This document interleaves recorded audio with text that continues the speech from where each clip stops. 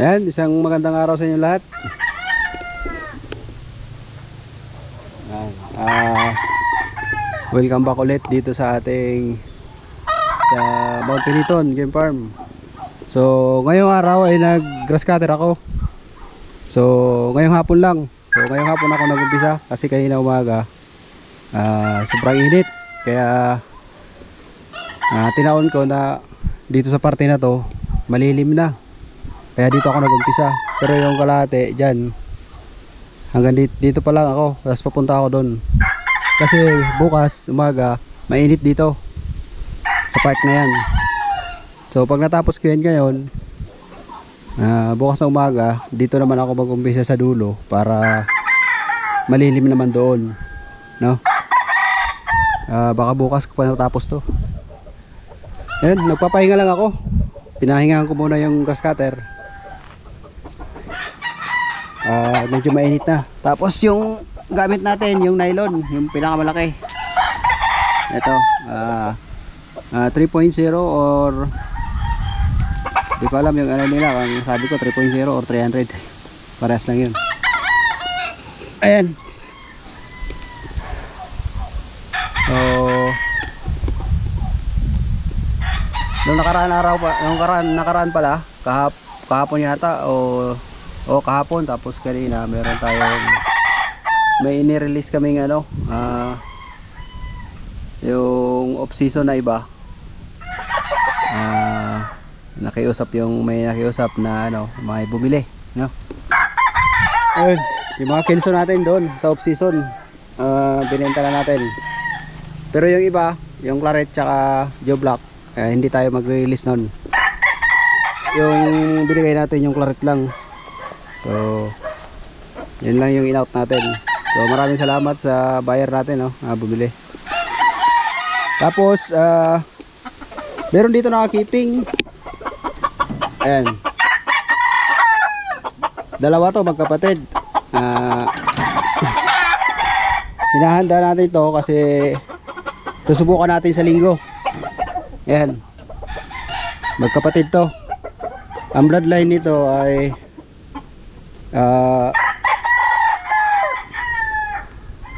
Golden Boy over Claret.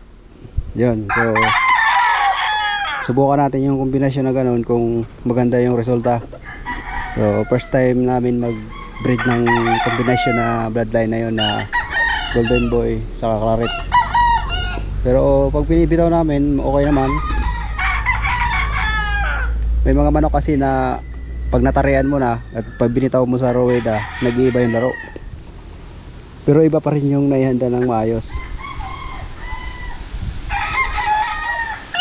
So maganda yung panahon ngayon, sobrang init. Kaya hapon na ako nag-umpisa mag-grass cutter. Yung mga ano natin dito, yung mga stag na national, naglalaban na. Kaya naibitaw na natin to. Kagaya nito, yung ating hiraw. Ayan. Naglalaban na rin to. Tapos yung iba, kagaya nyan, naglalaban na rin yan. Pero yung iba hindi pa.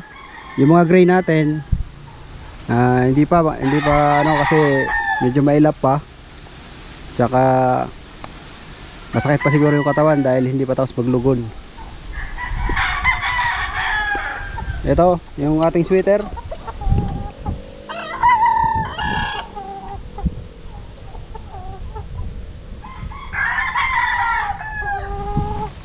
Ito, naglalaban na pero hindi namin pinilit kasi umaayaw pa eh. Siguro ko hintayin mo natin mga 1 o 2 linggo. Subukan ulit natin. So yung nag-grass cutter ko hanggang doon pa lang. Tapos bukas doon ako mag-umpisa sa dulo para malilim doon. Kasi yung araw bukas nandito sa kabila. So dito malilim.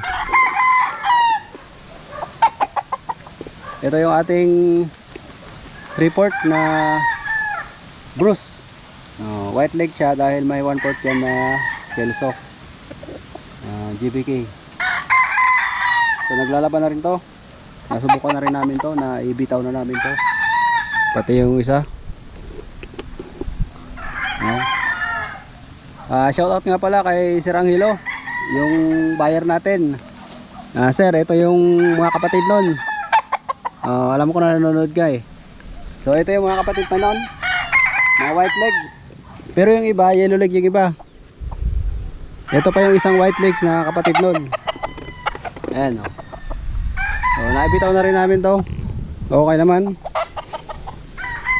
Tapos ito yung isang kapatid nun na dilaw, yellow leg.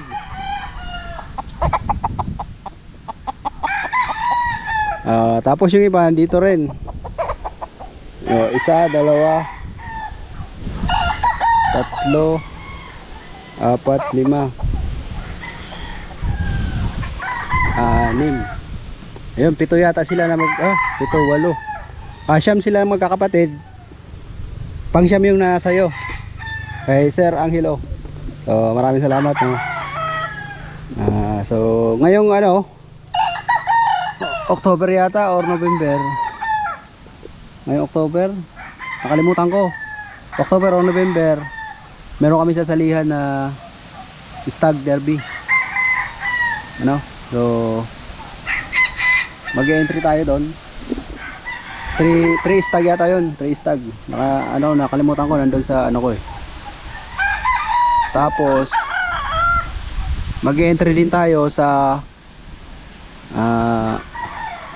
national 7 stag yata yun. National 7 stag para sa PIGBA organization, no? Yung organization dito sa amin na pinasokan namin, yung PIGBA. Kaya yung mga banded nito ay PIGBA, no? Yung bakbakan banded.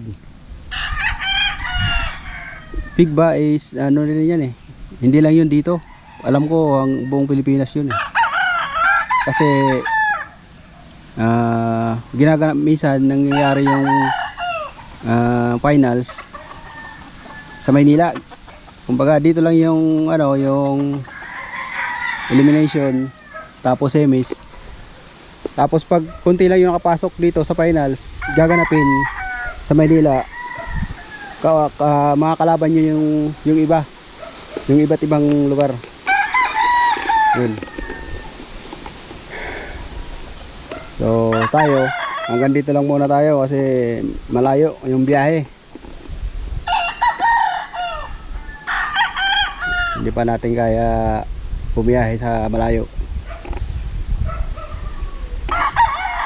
So ayun, itutuloy ko lang yung aking pag-grass cutter habang medyo maaga-aga pa, dahil pagkatapos nito magpapakain pa tayo ng mga alaga nating manok.